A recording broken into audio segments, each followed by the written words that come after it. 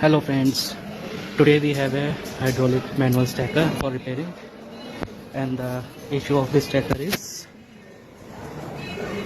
oil leakage. There, oil leaking issue. So after repair we will be show.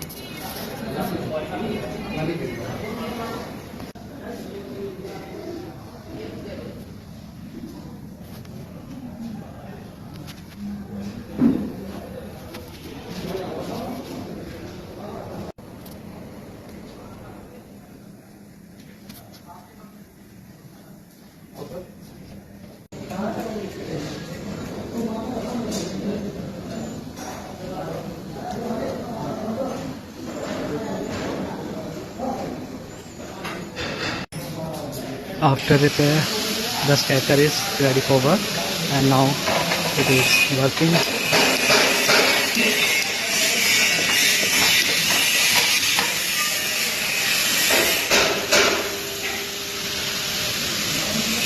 The issue of this stacker was oil leaking.